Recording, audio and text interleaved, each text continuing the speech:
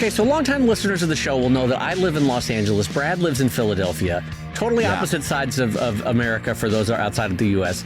But there is a one thing that I'm super jealous of my friend Brad Guigar, and that's this. We were FaceTiming the other day on Friday, and Brad, it happened to be one of my favorite times to call Brad is when it's like 7 o'clock on a Friday in Philadelphia, and it's like 4 o'clock in LA, because Brad is already home from his studio at that point, and he has always poured himself like a quarter glass of wine, and he's like, it's the weekend, and he's in the delightful spirits, and it's the most fun to talk to him. But he's sitting last week on his back porch, which is behind the row house, and I hear ice cream music lilting through his neighborhood, and I'm like, you son of a bitch, we do not, I don't know what it is about my neighborhood or LA in general, we don't really have, I mean, they exist, but they're really sparse. Ice cream men driving around in the ice cream truck, where you could walk out your front door and give some pieces of paper, and then you're handed an ice cream, and I want that for LA, and damn it, Brad, you have it in Philadelphia. I'm going to make you even more jealous. Are you ready? Okay. I'm going to make you much more jealous. Do you hear that? What is this? That is a new app I downloaded for my phone. It's the Mr. Softy app. Right now, I can tell you where every Mr. Softy truck in Philadelphia is, and I can go to them and get a nice vanilla dipped in chocolate cone anytime I want. Whoa, what? Wait a minute. So Mr. Softy is what, like the brand of ice cream truck in Philadelphia? That's the company, that has the self-serve or the soft serve ice cream, and they drive up and down, and kids come up, and so that's the company, Mr. Softy, and I can use this app. And by the way, you heard the song that the truck plays incessantly as they're going up and down the street. But I can now, using my app, I can find out where the truck is in the city, and I can go to them if I want a Mr. Softy. Is there a button that you can request, like, hey, I'm on this street, come to me? Because that would be amazing. I don't think they'll change their route, but now that you mention, that's a really good question. It's like, you oh my God. I have never seen Brad Guigar dive into an app with more interest than at this question. You're so fascinated. Could you imagine if you could tell them to come to you? That would be. I mean, like, if they have a choice to turn left or turn right, but there's a request on the right, why wouldn't they turn right? You know what I mean? What's the difference? What's the difference to them? By the way, could you imagine? I mean, as much as I love the Mr. Softy truck, could you imagine this guy who's been driving, and by the way, the guy that drives our route, he remembers our kids from when they were toddlers. And now my older son is going to turn 22 in a couple of weeks here. My younger son is graduating high school. Oh my gosh. And he remembers them from what, but that also means that this guy has been listening to doodly doodly doo. You know, he hears that in his dreams, you know, 8 hours a day, 5 days a week. And that's, you know, probably on the low end of the estimate. He's got to it's got to be like a triggering sound for him at this point. Because, you know, he probably has invested in noise canceling headphones. And he's got like NPR in his ear. But even behind it, he's like, you know, the somnolent voices of NPR talking about pecan pie or something. But behind that, you know, he's hearing NPR, but behind it, he's like, God, I can't escape it. Even me, like after the ice cream truck goes down the street and I've gotten my cone, for the next 2 hours, I'm walking around the house going, doodly doodly doody doo doo doo doo doo. Well, here's what I'm going to do, Brad. I'm going to download that damn app, and I'm going to hit the request button and see if they'll come to LA. That's what I'm going to do. And on that note, I'm going to say hello, everybody, and welcome to Comic Lab, the show about getting an ice cream and making comics. And making a living from comics. I'm Brad Guigar, the author of the Webcomics Handbook on Substack and the creator of Evil Inc. And I'm his pal Dave Kellett, cartoonist of Drive and Sheldon and co-director of the documentary Stripped. And this week's Hour of Comics Advice is made possible by your support at patreon.com/comiclab. So Dave, let's talk comics. Let's talk comics, my friend. Dave, sit up straight, put on your best game face. We've got company on the show. A longtime friend of this studio. We've got the great Asia Simone joining us today. Woo-hoo. And if you're unless you've been hiding under a rock someplace, you already know Asia from an amazing book that came out from Marvel Scholastic, Moon Girl and Devil Dinosaur, Wreck and Roll, Asia's first major book to come out. But even more importantly, we know her around here as my former intern. So please welcome to the show, Asia Simone. Hi, everyone. Hello. Asia Simone here. I'm so glad to be here. I'm excited. I love, Asia, that having been around Brad did not in any way impede your career. That was my concern. Was like, oh no, Asia's such a talented artist and such a nice person. I hope that when she interns with Brad, it doesn't go south. And thankfully, you shook that Brad right off and like got out in the world and had amazing success with all your talents. So anyway, welcome to the show.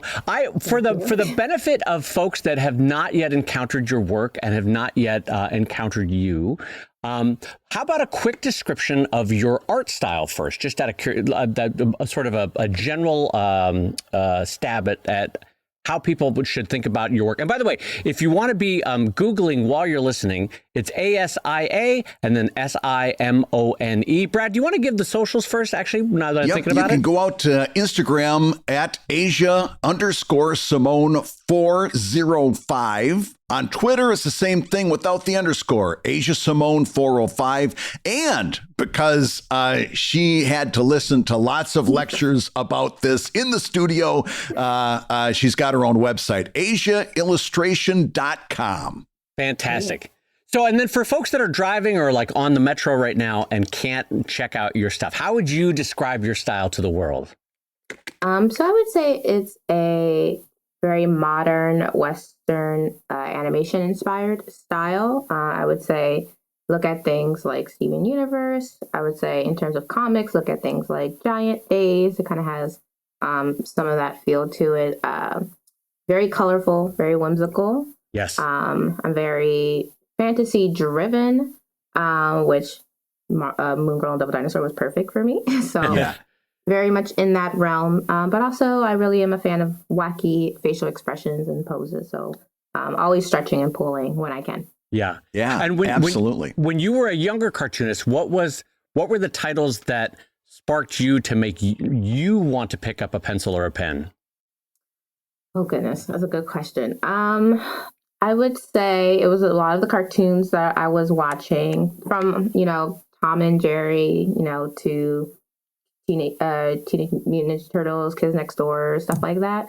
But also I got into anime really early on, and that was kind of a big drive for me.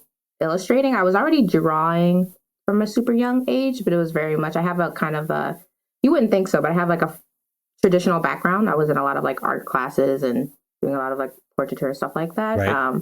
But it wasn't until I kind of discovered like anime and more cartoons that I really wanted to like become an illustrator. Yeah.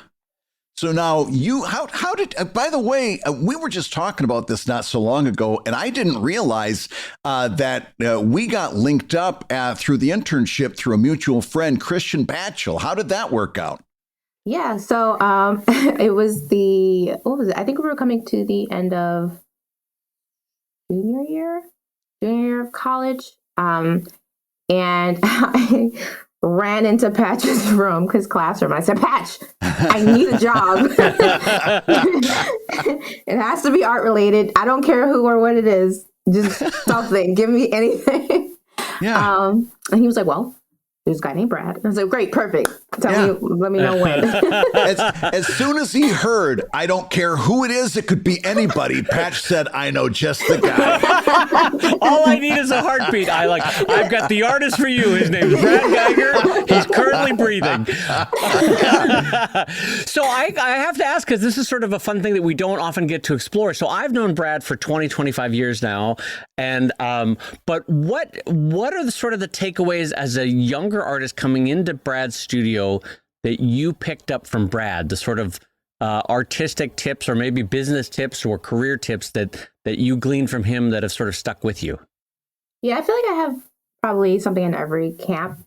For the comics, learning about just the basics and logic of paneling and bubbling. Mm-hmm. That was really when I like started to like come to understand how to go about that, kind of like the technique and really how to lay out a comic page. And again, just the importance of like bubbling. It seems so simple and people don't think about it, but just things like, making sure your paragraphs aren't too long and too wordy and splitting things up, making sure things don't crisscross. Like I really started to pick up on all the little rules. Right. Working for Brad. So there's one. Okay, I'm going to say this. I know how America is culture-wise in terms of like talking about money. But my favorite thing that I keep with me till this day is if you give a price and they're enthusiastic, it was too low. That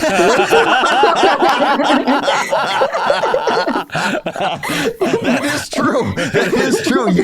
The last thing you want to hear when you give a price is a quick yes. Yeah, so that one has stuck by me. And then anything, I guess I would just say, writing. I would say writing was a big thing that I got to learn from Brad. Funny enough, I do have a minor in creative writing, but I didn't really learn a lot of story structure in my school. So Brad was like the first time I really got introduced to story structure and kind of like breaking it down and really trying to like implement it into my own work.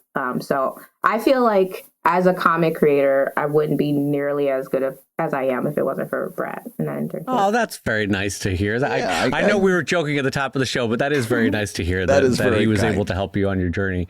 Yeah. So Asia, you one of your first jobs, and I know it wasn't your first job right out of college, but very quickly you landed a job with Marvel Scholastic. And I know a number of the people listening to the show want to know, how did you do that? How did you go about landing an agent, landing that job? What was your path forward with all of this? What brought you to Marvel Scholastic so soon? Yeah. A lot of people might not know that I got the job the year out of college because a lot of people, NDAs, I couldn't really tell anyone for a while and I was working on it for like 3 years. But yeah, I got the job the first year out of college. And to be honest, like all my jobs, I didn't apply. I didn't contact anybody. I was just posting online and they found me, and it was specifically Scholastics that contacted me first.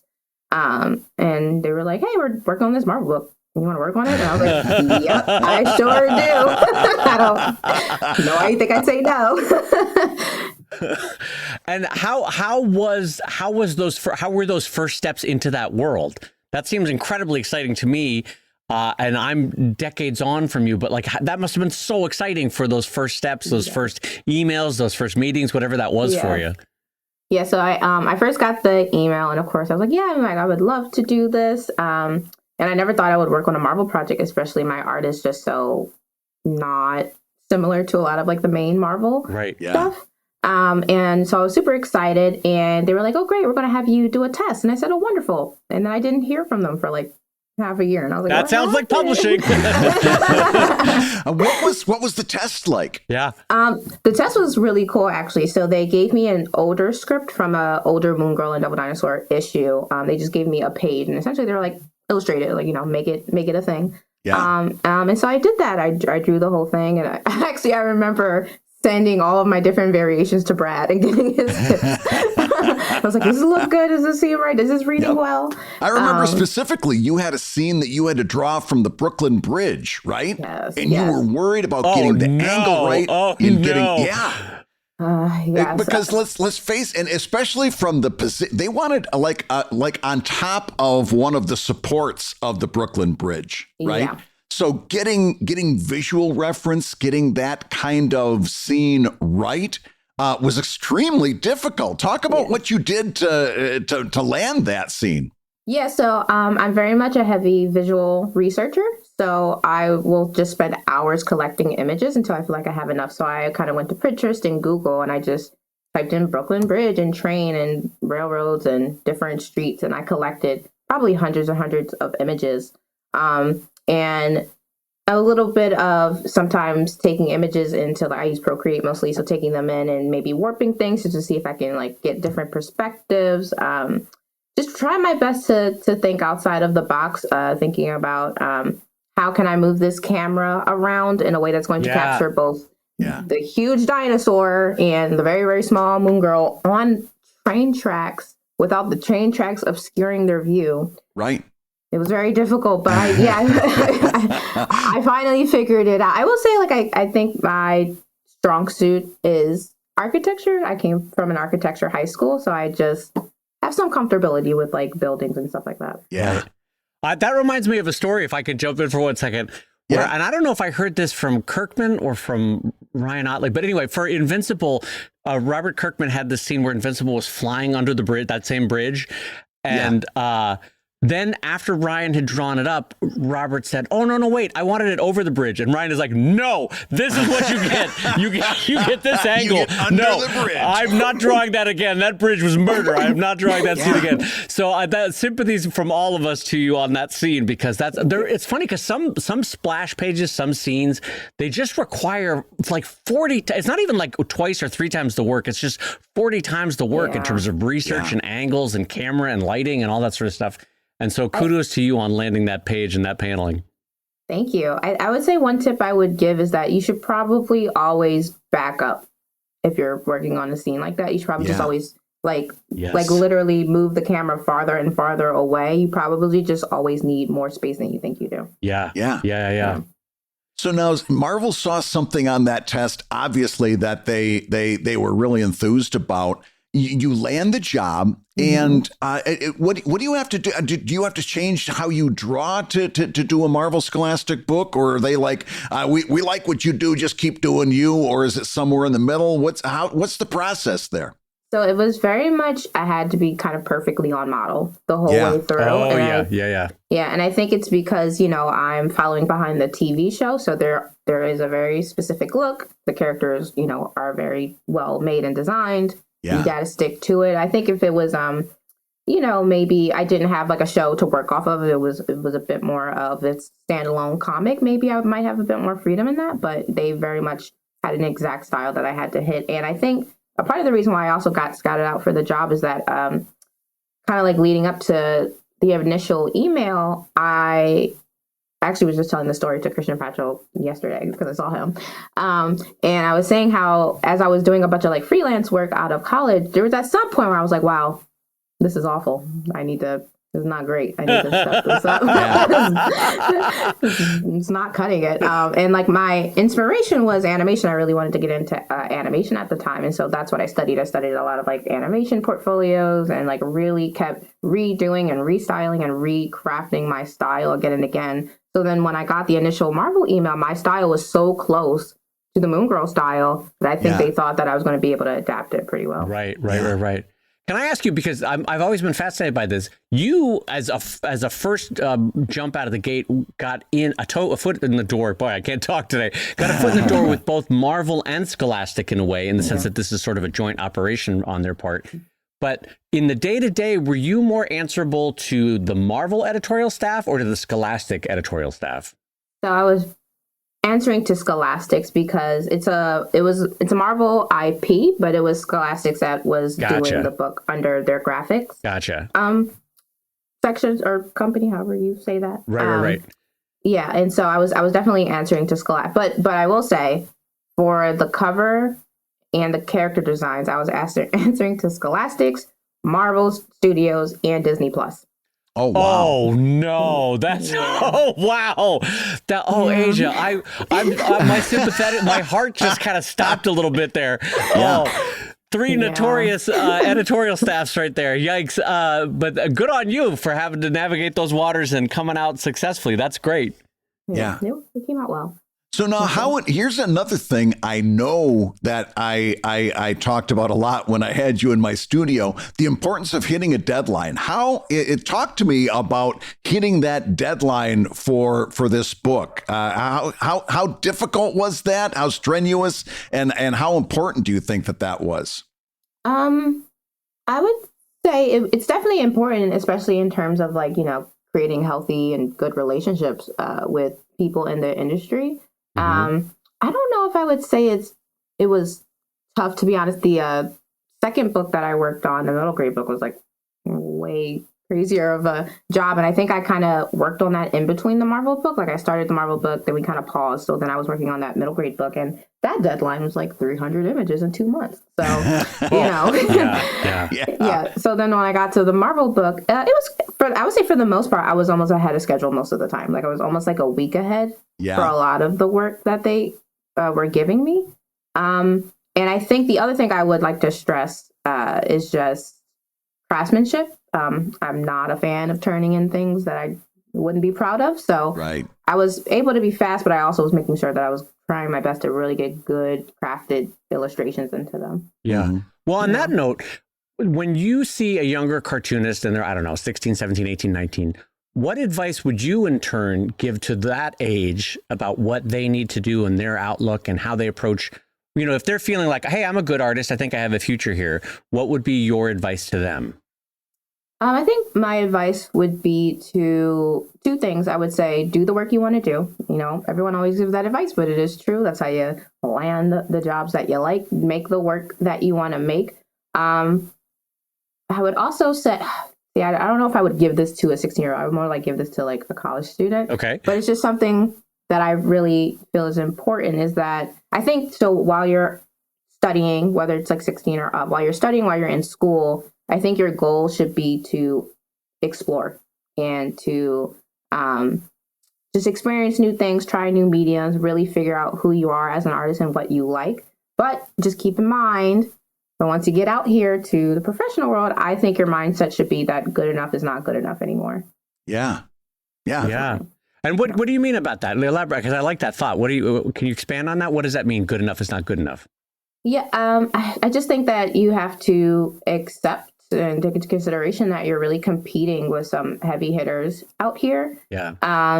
And, you know, there's different standards for different industries. But again, when my initial goal was to just get into animation, I just feel like that's like a really high bar. And so, you know, I'm the type of artist where I'll do an entire painting and then 5 days later, I'm like, I could do that better. And then I'll just repaint the whole thing. And that's kind of like been common for me through my art career, my art life, is that I'll just keep redrawing and redesigning. I don't really I don't settle. Just, if I think I can do it better, I'm going to do it better because then I'll have better work to show and that's going to put me in higher places. So I just think, you know, if you come out here and you're like, well, this is fine enough, this is good enough, I think you're going to find that nobody else is going to agree and they're just going to hire the next best person. Yeah. So you brought that project to a close. The book just came out this summer, just a couple months ago. Congratulations, by the way. That's awesome. Thank you. And really climbed to the top of the charts on Amazon really nicely within that first day. You had a fantastic first day bump. This is something I can never understand because I've spent 25 years getting instant gratification. I do a comic. At best, I wait a week. Right. And then I post it and I immediately find out, did I live? Did I die? Is it great? Is it crickets? What is it? What was that like to finish this? You finished this book months, if not a year before it came out. Right. What's that like? How do you stay motivated when there's such a big amount of time between you finishing the project and people actually seeing it?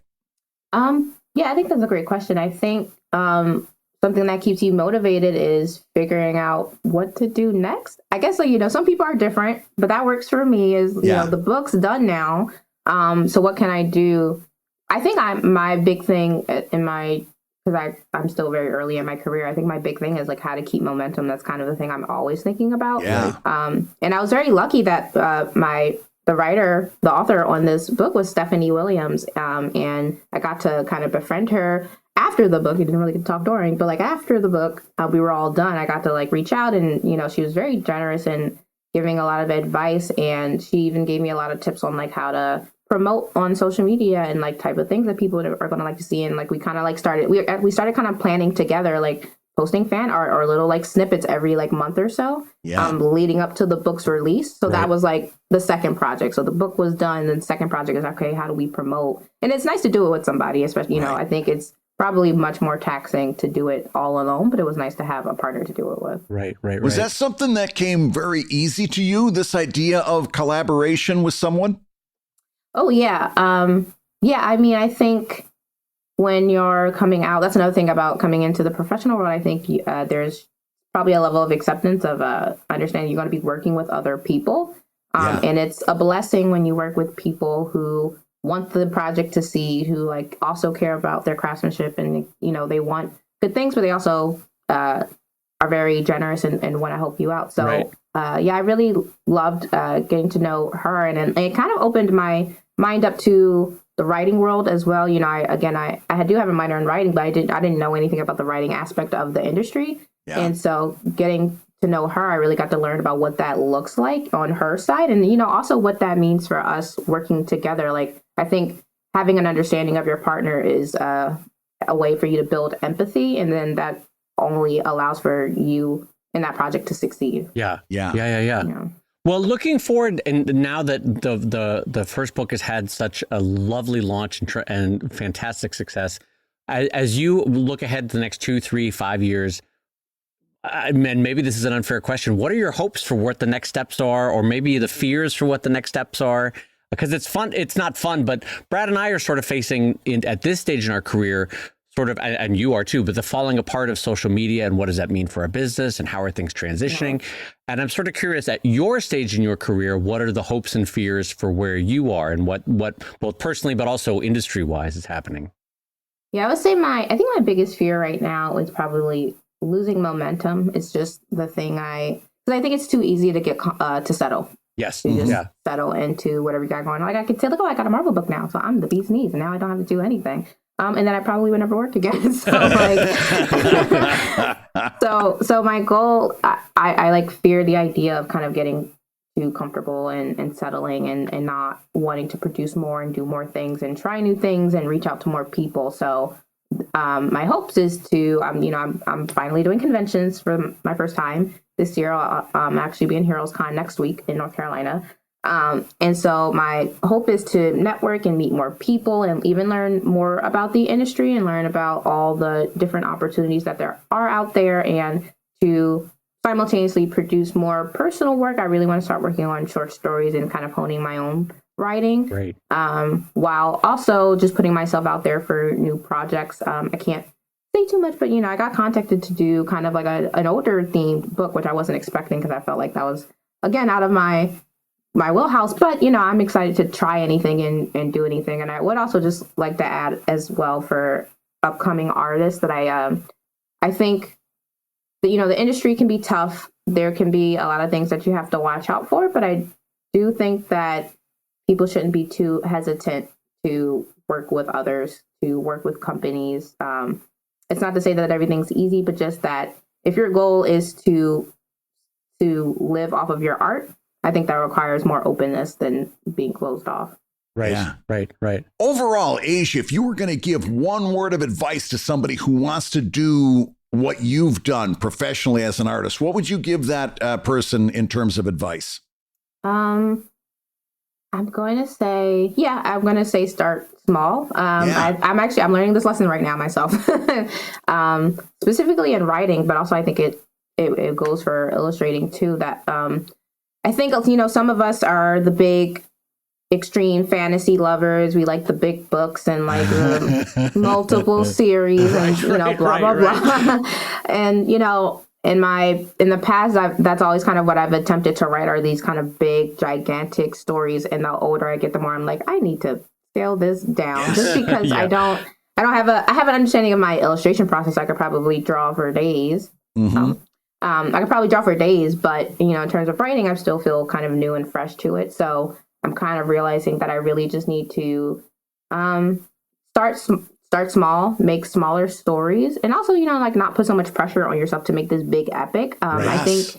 I think people have to realize that things will come to you. I mean, again, the Marvel book came to me because I was just posting character designs on Instagram. I was just trying really small things. I wasn't creating like epics, or I didn't even have, actually, this is crazy, I don't think I even have comic pages up on Instagram. I don't know why they would take a chance. Well, because you're talented, that's why. Yeah, well, and because you showed your stuff on that test too. I mean, it wasn't just the Instagram. Yeah. It was that opened the door, and then you made it through the first hurdle, and then you showed that you could perform and that you could give them what they wanted. You had to deliver. You only got that Instagram only got you so far. Then you had to deliver. And I'm sure when you drop my name, they probably when they got done picking themselves up off the floor and asking for autographs, then you were able to get the process started, right? Yes, of course. Yeah, I was like, do you guys know Brad? Yeah. Okay. Obviously.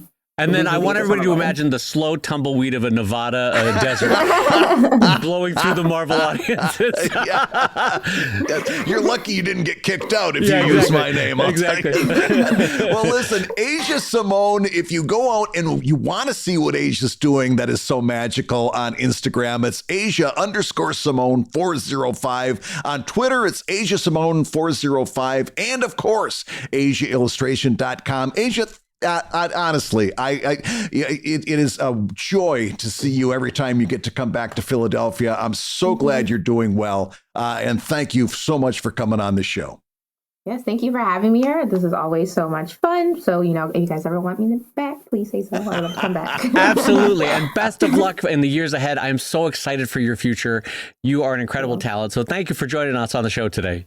Thank you so much. Hey, if you're listening while you work, take a minute to stand and stretch. And while you're doing that, we're going to tell you why you should join us on Patreon. When you do, you're going to get hours and hours of podcasts that we've recorded just for backers. And exclusive Patreon posts that go even deeper on Comic Lab topics. And access to our exclusive Discord server, which is a thriving community of professional cartoonists. So you can support the show you love and get tons of actionable resources for your own cartooning. And listen, if you can't swing a pledge this month, we get it.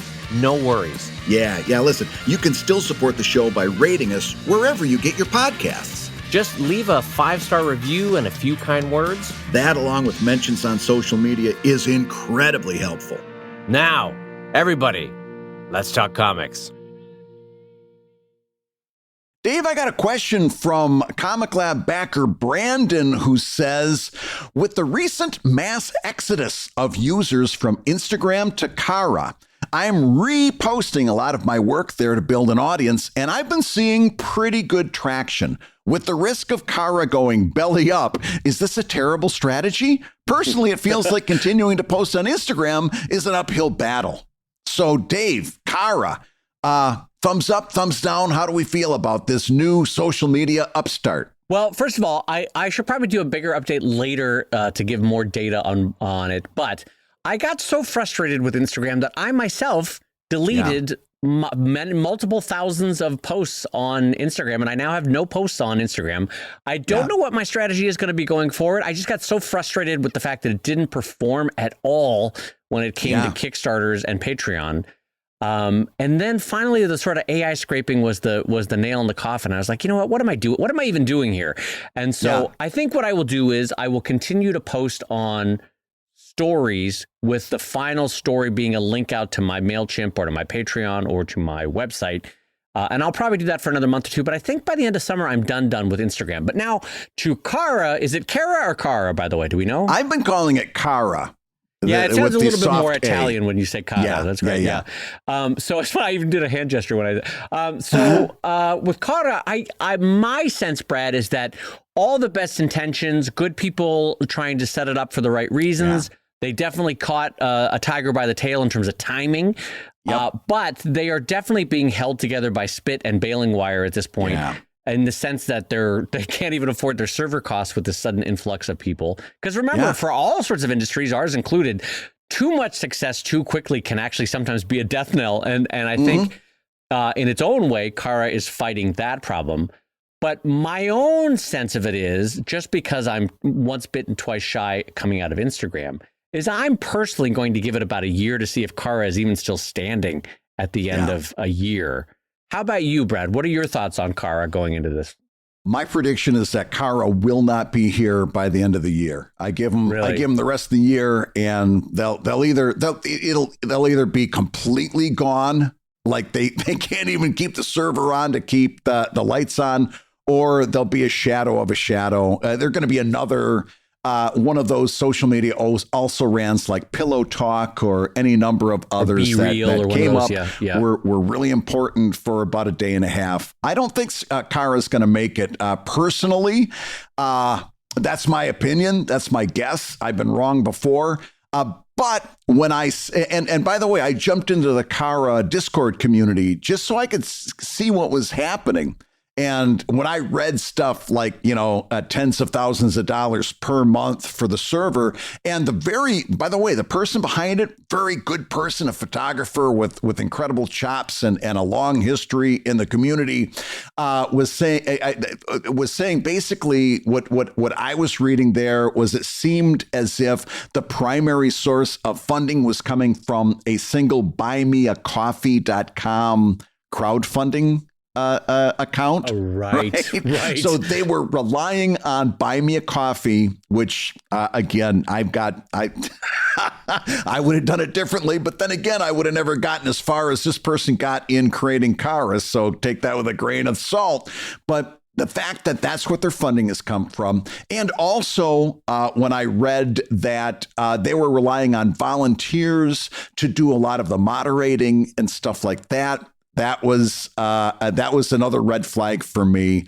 The long and short of it is they're going to have they will not be here for the long run unless they accept some kind of influx of venture capital. And of course, the irony there is if they do that, those venture capitalists are going to want things in return for their investment. Yeah, and it's sort of the catch-22 that we're all in with these platforms, which is when they're well-meaning and not grabby with IP or not terrible in terms of their morality, they tend to be held together by spit and baling wire. And so if we want a reliable network, we have to have somebody usually with either angel investing or VC investing. And then that leads us all down a road of enshittification where 5 years from now, they're like, well, we scraped your entire life's work for AI. And also you have ads from the Russian propaganda network. And so you get what I'm going with this, is that it's sort of this weird catch-22 where sometimes things like Cara or even something bigger and more established like Mastodon, sometimes it feels like three kids in an overcoat trying to get into a movie theater. It's a little bit like we can put the show on right here and they're figuring it out as they go. But maybe that's the trade-off we're all going to have to make, ? So that these 5 or 6 large companies don't own the entire ecosystem. I don't know. Like, to me, Substack feels in this moment to be good. Yeah. But as I said to Kevin McShane a while back when they were on the show, or not Kevin McShane, to Jason Chatfield when they were on the show, they're good right now. But what happens when they get bought out 4 years from now by Amazon or by Apple or some big social, or by Meta? Because somebody will buy them out eventually. You know what I mean? They'll get big enough where it's like, no, they're too big a player. We need to get them off the field. And at that point, the enshittification process begins. Like, it happens for all of them, And so part of my hesitation with Cara is, even with the best of intentions, I'm just not emotionally ready to start again. And I know I sound beaten down, but that's sort of my attitude. Well, I agree. I agree with what you're saying. Other than we have seen certain platforms resist getting bought out, Kickstarter being one, Patreon being another. We have seen it happen. That's true. They've been going more than a decade. Kickstarter maybe approaching its second decade and still going strong and resisting anyone's attempt to buy them out. But the last thing before we shift topics from Cara is that they do have that software baked in that lets you protect your work that you're posting against AI. Right. And so I tried that as well. And I got to tell you, and I know it's in beta and I realize it's early, but from my experience, it really stunk. It took way longer than I thought it was going to take. And it degraded my image when I did that. And it's like, I'm not going to use this. You know that old joke with the 2 women in the restaurant and the one says the food stinks. The other one says, yeah, and such small portions too. That's kind of what I felt about Cara. It's like it took way longer than I thought to protect my work against AI. And it made the image look bad too. So unless that changes, it's going to be a problem. Yeah, I think both Brad and I would wish the platform well. I would love it for it to succeed. And in 6 to 18 months, if they're still here and showing sort of vitality, I guess, then we'll jump on. At the moment, I'm just sort of keeping an eye on it. I think that's the best way to say it. Because also, you're in this game long enough, you can't jump on every platform as soon as they launch. You can go ahead and log on, claim a name for yourself. You can do the bare bones if you want. But I wouldn't put much work into it just yet. No. And I think that's a good place to leave it. So, Dave, I've got another question that I'm kind of interested to hear your answer to, and it has to do with Comic-Con International in San Diego 2024. Question comes in from JC, who says, "Dear Comics Uncles, I have a question. Last year, you said that San Diego Comic-Con turned out to be a great investment. What's your prediction moving forward? Yay or nay?" Fantastic. The San Diego Comic Book Convention. Oh, fantastic. A little thing I stole from Kevin McShane. Anyway, okay, as far as investing, is it a good investment?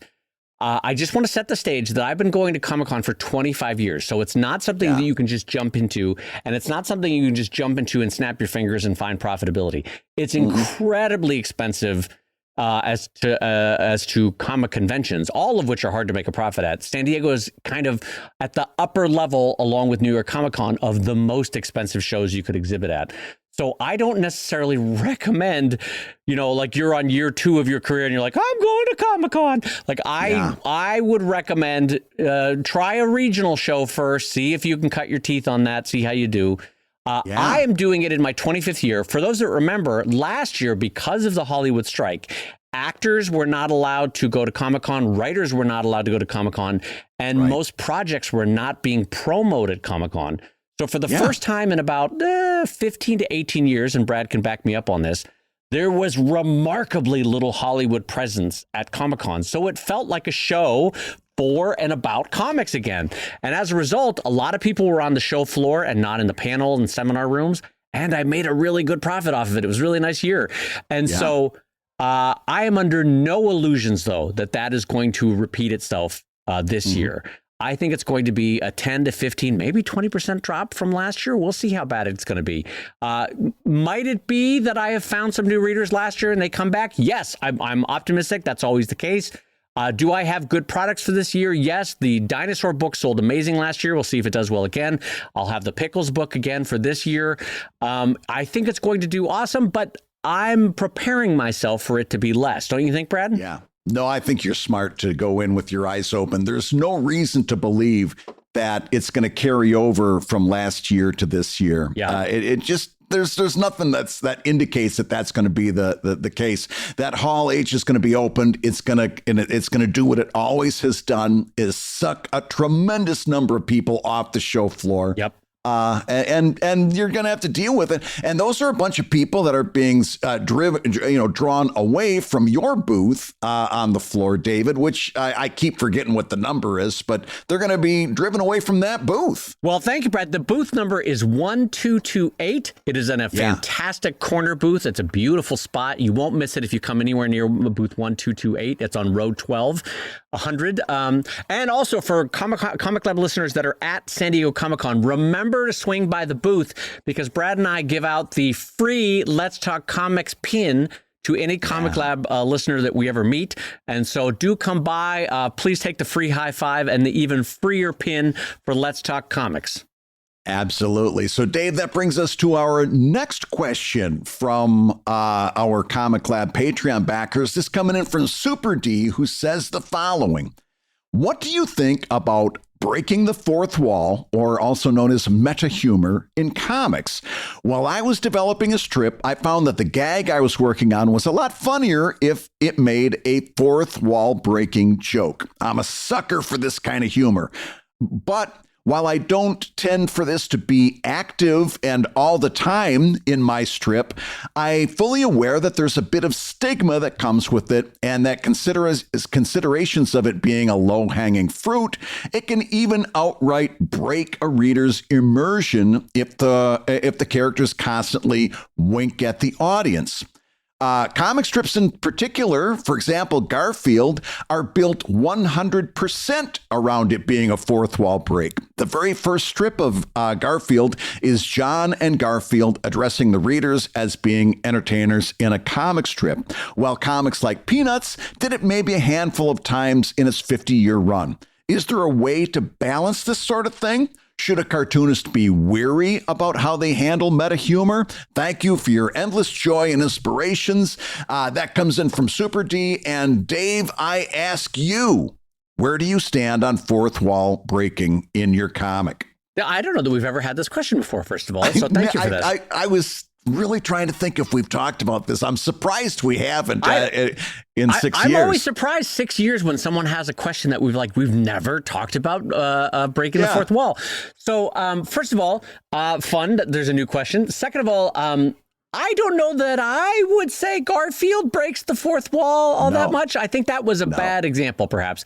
I would say Stefan Pastis's Pearls Before Swine breaks the fourth wall all the time. Yes. That one, both Stefan making an appearance and the characters kind of being aware that they're in a comic and making reference to the comic, that happens probably 1 out of, I don't know, 50 or 60 Pearls Before Swines. It's fairly frequent.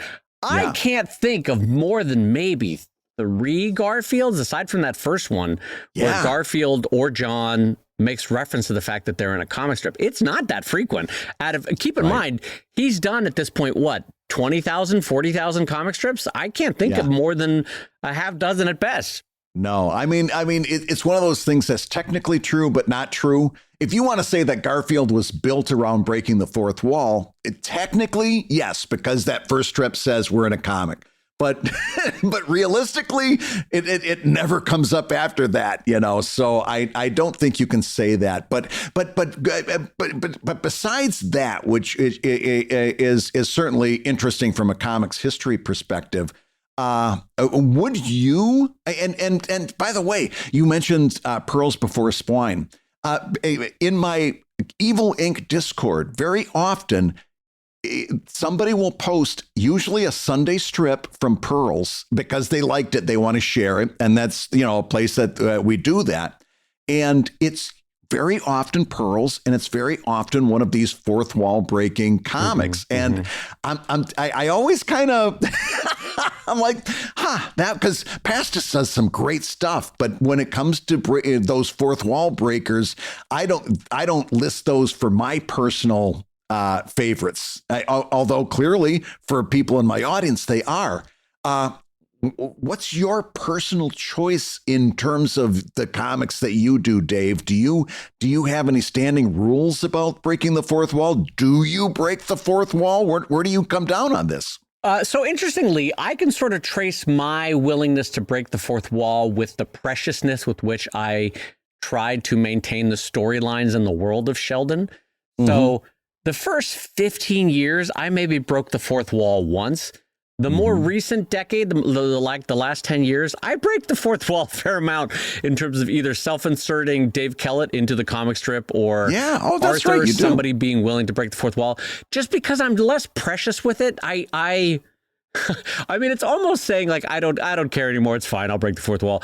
But back when I cared about creating a realistic world or characters that you were invested in, it was important to me, and probably to the veil of a fake world that I was trying to maintain, that I didn't break the fourth wall.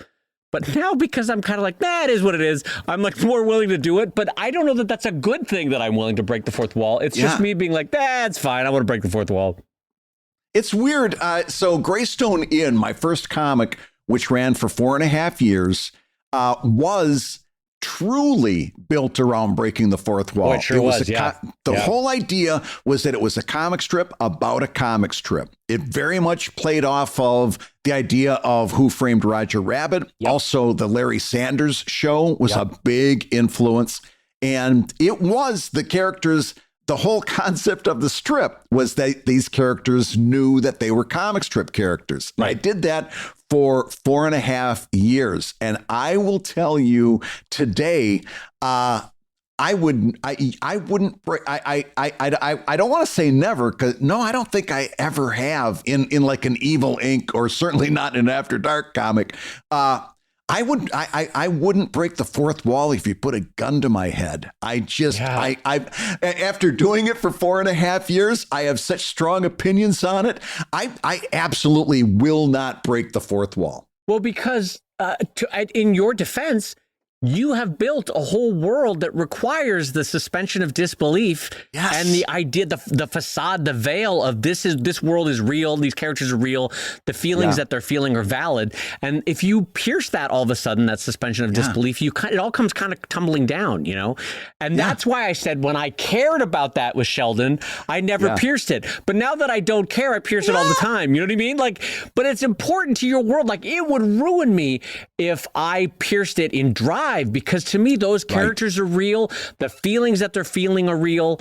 And the story requires that you suspend any disbelief you have that these characters are real.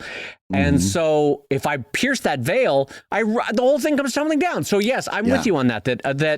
But maybe for a comic strip, do we hold a different opinion, Brad, if it's more joke a day kind of a thing?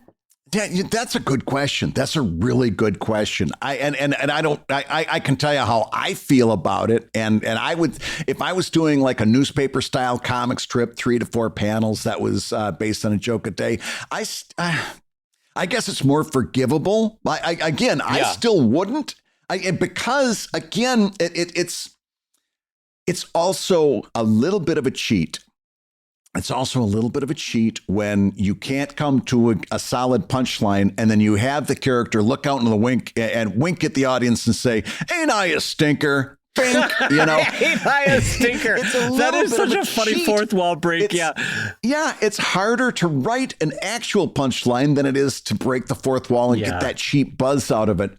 Even to the extent that, like in Evil Inc., in Greystone, I had a character that was a narration box that was a sentient narration box. Wow, that's a swing. Okay, yeah. And actually it was, you remember, and I took a little bit of inspiration. Remember, every now and again there would be a Looney Tunes cartoon where there would be, and sometimes Disney did this too. Disney did this, I think, with Goofy, where the narrator would talk to the character. Yes. Now, Goofy, don't you know you can't jump off of this cliff? And that's what I do. And he would go off the cliff, right? And so the narration box was a sentient narration box that just floated in the air and communicated in the words in the box. Right. And Greystone readers loved the narration box, and they really wanted the narration box to show up in Evil Inc. And for a while, I was very tempted to do it, because then you could do some of that humor. You could do some of that humor reminiscent of Arrested Development, where the character says, "I'm not going to do that." And then the narration box says, of course, in a few short hours, he would be doing exactly that. Right. Exactly, and you get that little jump out of it.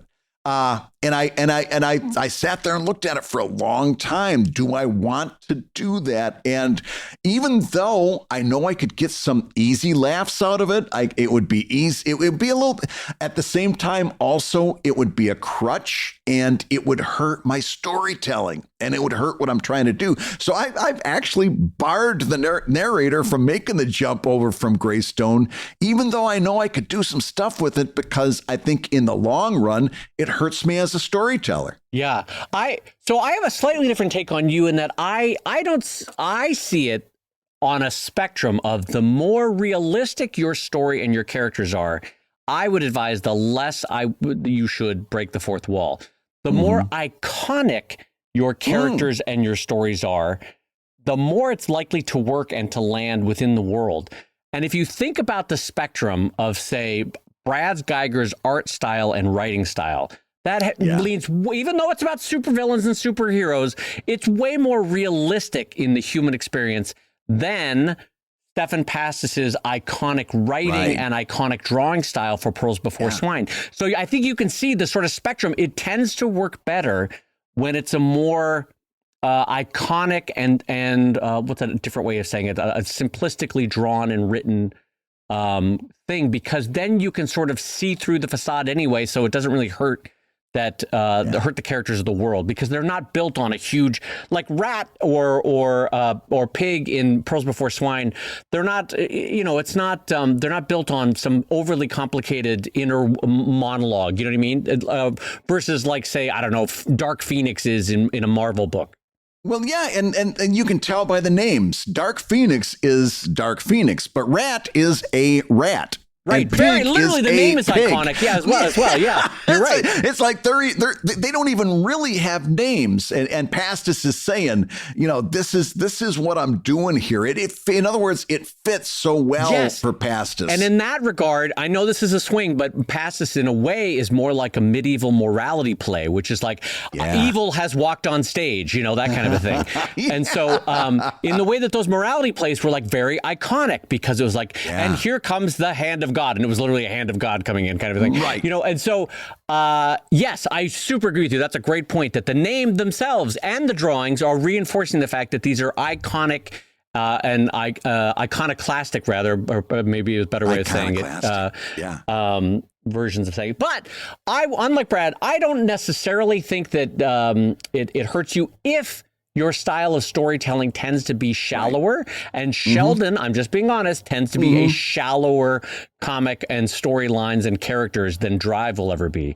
So I'm much more willing to use it on Sheldon. It's more iconic, it's shallower than Drive, more realistic, deeper characters. I agree with everything you say. I'm just going to do a little course correct on the word shallow, because I don't think your work is shallow, but it's more the joke is the thing. Well, yeah, shallow in the sense that not shallow as though empty-headed, shallow as in the depth of the feeling is not as important as the thought being expressed. Yes, the depth of emotion that you've got going on. And I listen, I could talk about that for 20 more minutes, but I think you get the basic idea of that it's a simpler time, Brad. It's stepping into a Sheldon comic strip, Well, listen, I do like what you said about iconic characters, because that is a big part of this. But I want to say a thing about a couple of more iconic characters, and it's this. You've been listening to a couple of iconic characters talking on Comic Lab, the show about making comics and making a living from comics. Your hosts have been my friend Brad Guigar, the editor of webcomics.com and the creator of Evil Inc. at evilcomic.com. And my iconic friend Dave Kellett, the co-director of the comics documentary Stripped and the cartoonist of Sheldon at sheldoncomics.com and Drive at drivecomic.com. And the Comic Lab theme song is used with permission from Andy Creighton at theworldrecord.net, and this episode was edited by Matt Woodard of Woodsong Productions over at www.woodsong.media. If you love Comic Lab, and we know that you do, you can rate and review the show on Apple Podcasts and on Spotify. Keep leaving us those 5-star reviews. You're helping us stay right at the top of the charts on Spotify, and we love it there. You may hear your review featured on a future episode. And I will say two things. One, a huge thank you to Asia Simone for joining us on today's show. What a dang delight. Please go check out Asia's work. And I will say the second thing is that I think a better way of saying shallower is more like sitcom logic, in the sense that when you're done with 30 minutes, you sort of reset the world again for the next episode. You know what I mean? And comic strips, not necessarily shallow in the sense of you didn't feel anything or there was no thoughts expressed. Shallow in the sense that the comic strip kind of resets the next day. And so the more iconic the comic strip, the more it's likely it is to completely reset, unlike, say, For Better or For Worse. Anyway, I'm also going to say Comic Lab is made possible by your support at patreon.com/Comic Lab. So I will go ahead and say that twice, patreon.com/Comic Lab.